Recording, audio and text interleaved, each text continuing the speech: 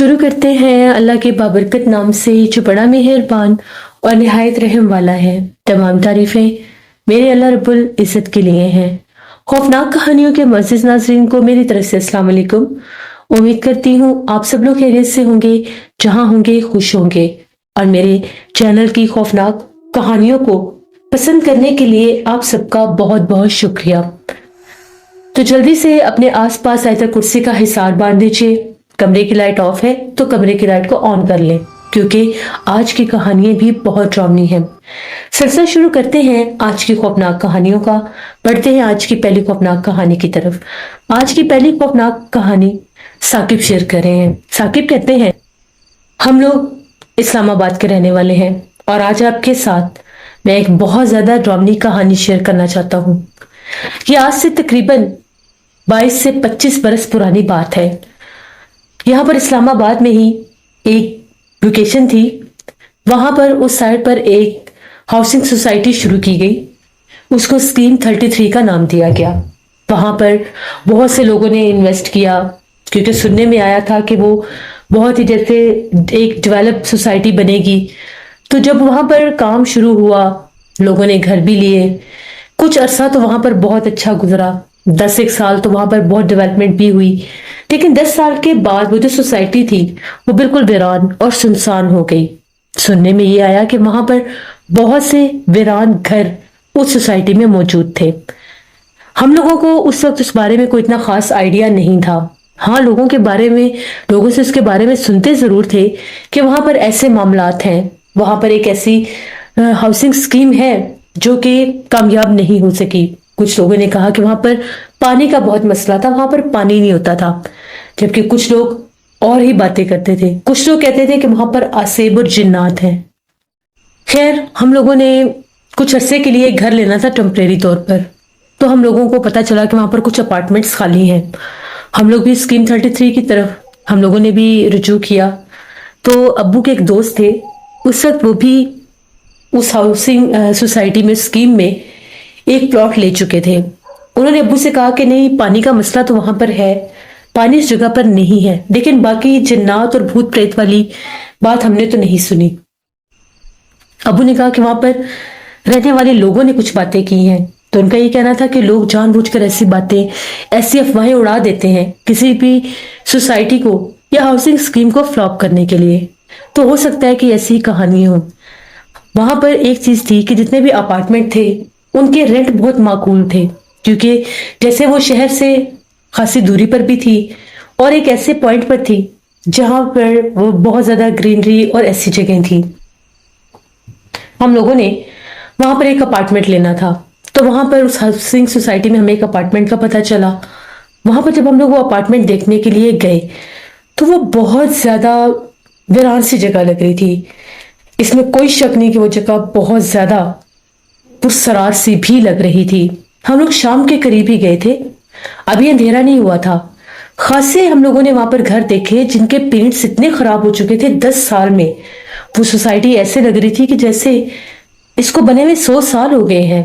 मैंने अबू से कहा कि इतनी जल्दी कोई जगह इतनी खराब कैसे हो सकती है। तो अबू ने कहा कि बास लोग कुछ बिल्डिंग मटेरियल्स ऐसे यूज करते हैं जिसकी वजह से चीजें जल्दी खराब हो जाती हैं।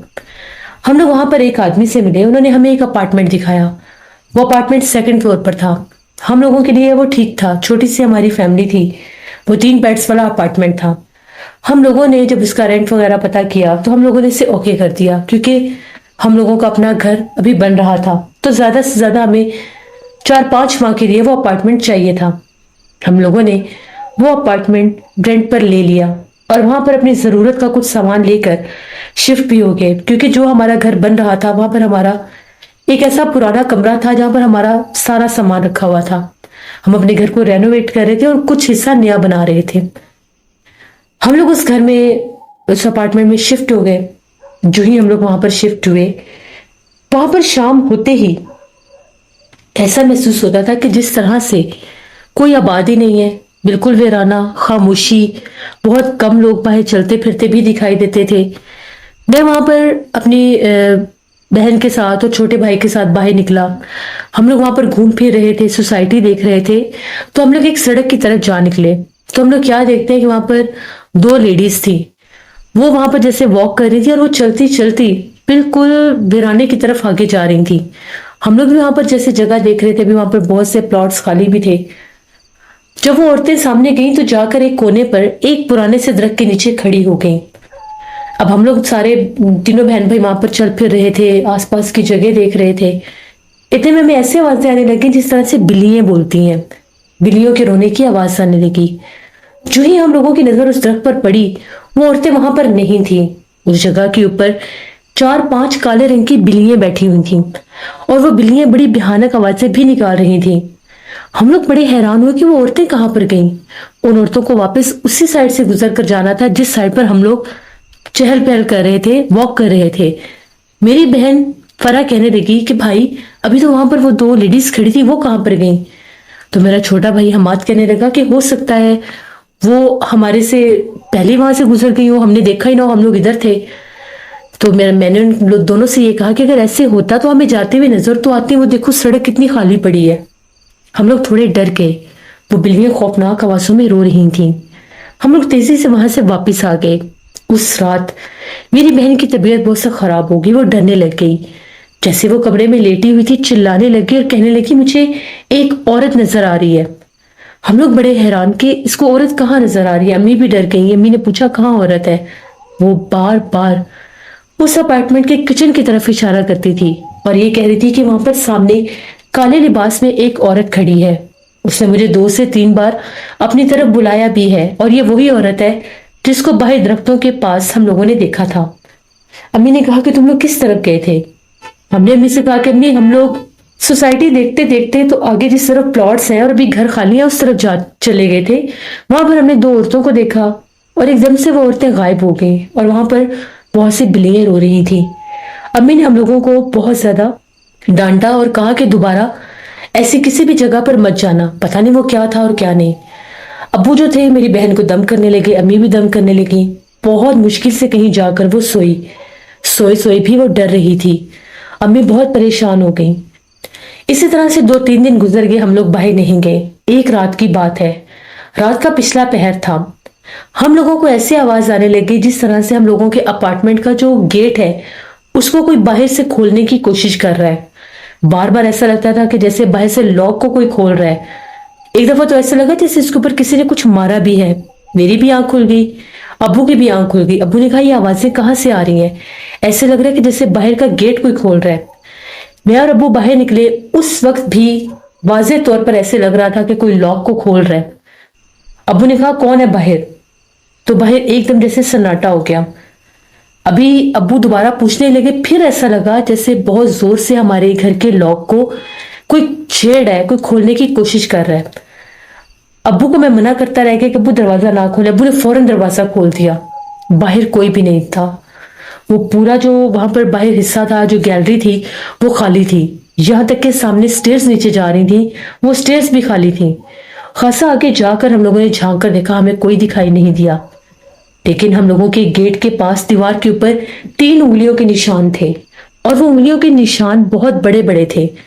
अब्बू ने भी देखे, मैंने भी, मेरी ही नजर पड़ी। मैंने अब्बू को कहा कि अब्बू ये निशान कैसे हैं। तो जब वो देखा तो वो 3 उंगलियों के निशान थे। अब्बू ने कहा कि चलो अंदर। हम लोगों ने दरवाजा बंद किया। अभी हम लोग कमरे तक नहीं पहुंचे थे, फिर से ऐसा लगने लगा जैसे कोई बाहर गेट के साथ छेड़छाड़ कर रहा है। हम लोग तो बड़े परेशान हो गए कि ये क्या है। अगले दिन अब्बू ने जाकर सिक्योरिटी में बात की तो वॉचमैन ने बताया कि हम लोग रात को एक राउंड लगाकर तो हम लोग ज्यादा यहाँ पर रुक नहीं सकते, क्योंकि यहाँ पर कुछ अजीबोगरीब मामलात हैं। जब भी हम लोग रात के वक्त यहाँ पर पहरा देते हैं, हम लोगों को ऐसा महसूस होता है कि कोई हमारे पीछे भाग रहा है। पीछे पलट कर देखते हैं तो कोई भी नहीं होता। यहाँ तक कि 1-2 वॉचमैन के साथ कुछ अजीबोगरीब वाकयात भी हुए हैं। ये जगह थोड़ी सी आसेब ज़दा है और रात के वक्त यहाँ पर पहरा देना नामुमकिन है। हम लोग यहाँ पर गार्ड रूम में बैठकर देखते रहते हैं, लेकिन हम लोग स्ट्रीट बाय स्ट्रीट नहीं जा सकते, क्योंकि 1-2 गार्ड के साथ ऐसा भी हुआ कि जब वो पहरा देने के लिए गए हैं तो वो कहते हैं हमें ऐसा लगता है हमारे कंधे के ऊपर कोई सवार हो जाता है। इतना बोझ कंधों पर पड़ता है कि वो लोग चल नहीं सकते। यहाँ तक कि एक वॉचमैन की तबीयत भी खराब हो गई। अबू बड़े परेशान हो गए। अब ये मामूल बन गया। जो ही आधी रात का टाइम होता, ऐसे लगता कभी जिस तरह से किसी पुराने गेट के ऊपर कोई जोर जोर से हथौड़े मार रहा है। किसी पुराने गेट के खुलने बंद होने की आवाजें आती हैं। और हम लोगों के लॉक के साथ तो बहुत ज्यादा वो छेड़खानियां करता था। हम लोगों ने ये प्लान किया कि हम लोग यहाँ पर कोई जैसे सीसीटीवी कैमरा होता है ये लगवा देते हैं। अगर कोई ऐसी चीज होगी तो हमें नजर आ जाएगी। अगर कोई ये वॉचमैन वगैरह में से भी कोई आता है लॉक खोलने की कोशिश करता है। हम लोगों ने एक सीसीटीवी कैमरा लगवाया। सीसीटीवी कैमरे में आवाजें आ रही हैं लेकिन वजूद कोई नजर नहीं आ रहा। लेकिन ऐसे लगता था जैसे कोई धुंधला सा काले रंग का अक्स है और वो बड़ी तेजी से आता है और गायब हो जाता है। फिर हमें यकीन हो गया कि ये जो अपार्टमेंट है और ये जो सोसाइटी है ये आसेबजदा है। हम लोगों को ये था कि हम लोग यहाँ पर टेम्परेरीली आए और हम लोगों ने यहाँ से चले जाना है। कुछ अर्सा तो नॉर्मल गुजर गया। हम लोगों ने इस तरफ ध्यान देना छोड़ दिया। लेकिन मेरी बहन फिर से बीमार होने लग गई। वो बीमार ऐसे हुई कि एक दफा उसकी फ्रेंड्स आई हुई थी तो वो सारी लड़कियां बाहर सोसाइटी में घूम फिर रही थी।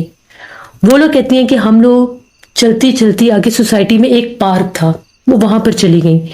उस पार्क में जैसे वहां पर झूले भी लगे हुए थे तो जब वो झूले ले रही थी तो वो कहती हैं हमारे आसपास के जो खाली दरख्तों के पास जो झूले स्विंग लगी हुई थी उनके ऊपर एकदम से पता नहीं कहां से बहुत लंबे बालों वाली 4 से 5 लड़कियां आकर झूले लेने लग गई।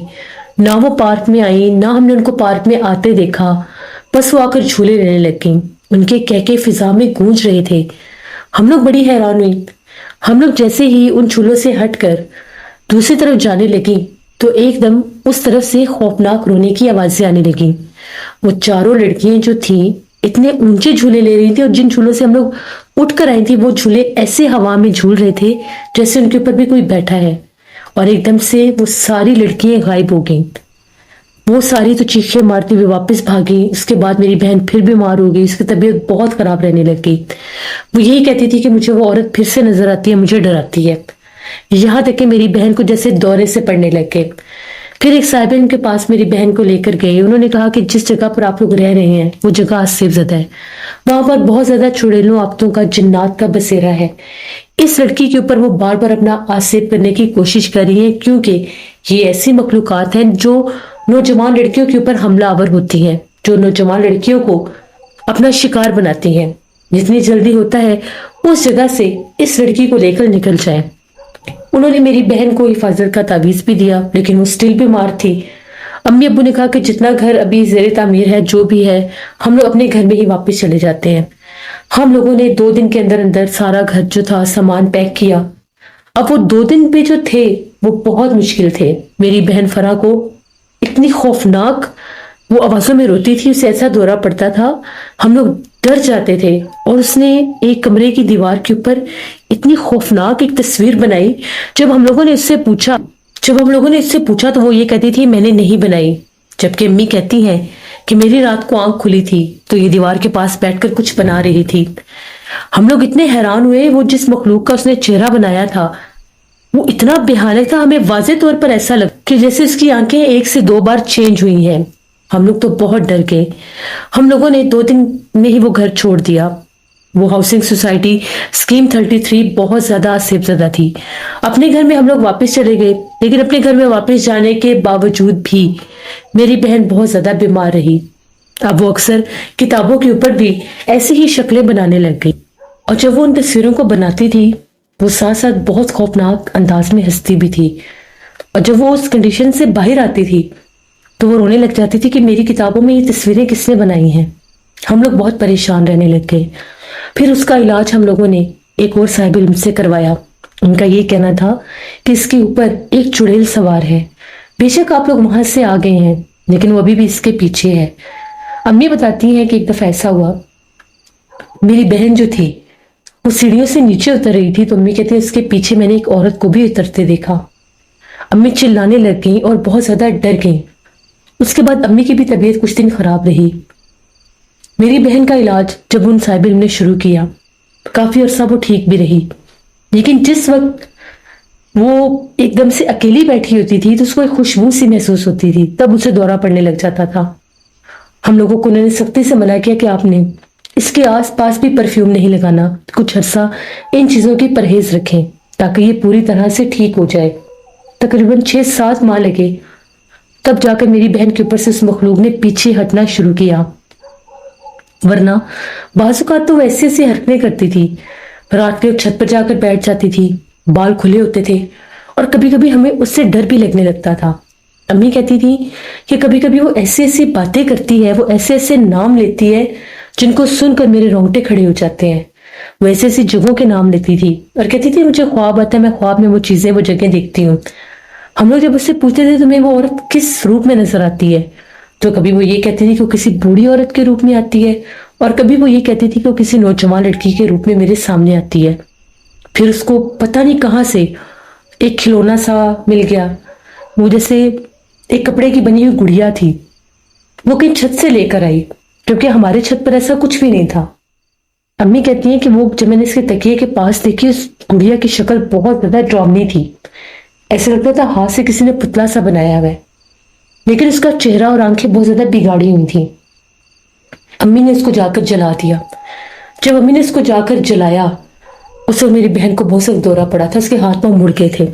راتوں رات ہم لوگ اس کو لے کر عامل کے پاس گئے، ان عامل نے پڑھائی کی، تعویذات دیے، انہوں نے یہ کہا کہ اچھا کیا جو آپ نے جلا دیا ہے، لیکن اگر کسی عامل کی اجازت سے جلاتے تو اس کو یہ دورہ نہ پڑتا۔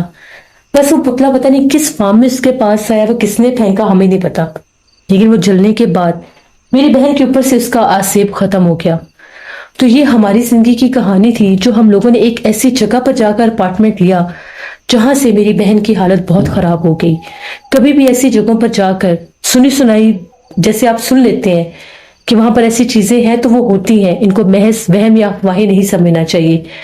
ہر چیز افواہ نہیں ہوتی، کچھ چیزوں میں سچائی بھی ہوتی ہے۔ یہ ہماری کہانی تھی، اور شکریہ ثاقب آپ کا، جس سے یہ بات بالکل ٹھیک ہے کہ بعض جگہوں پر ایسے جنات بھوت پریت ہوتے ہیں جو انسانوں کی زندگیاں برباد کر دیتے ہیں۔ جو لوگ ہاؤسنگ سوسائٹیز اسکیم شروع کرتے ہیں ان کو بھی ان چیزوں کا خاص خیال رکھنا چاہیے کہ وہ کیسی جگہوں پر بنا رہے ہیں۔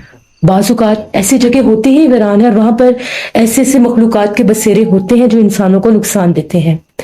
کبھی بھی گھر لیں تو ان ساری باتوں کو مد نظر رکھا کریں کہ کیسی جگہ پر لے رہے ہیں، اس جگہ کے بارے میں کیا کیا مشہور ہے، اور وہ شہر سے قریب ہے یا کیسی جگہوں پر ہے، تاکہ آنے والے خطرات سے بچا جا سکے۔ یہ تھی آج کی خوفناک کہانیاں، امید کرتی ہوں آپ لوگوں کو پسند آئی ہوں گی۔ آپ لوگ بھی اپنی خوفناک کہانیاں شیئر کر سکتے ہیں ڈسکرپشن باکس میں دیے گئے ای میل آئی ڈی nushinmir57@gmail.com پر۔ اس کے علاوہ آپ لوگ مجھے کمنٹ باکس میں بھی سٹوری شیئر کر سکتے ہیں۔ انشاءاللہ کل پھر ملاقات ہوگی کسی نئی خوفناک کہانی میں۔ جہاں رہیں خوش رہیں۔ Thank you for listening my stories, stay tune, اللہ حافظ۔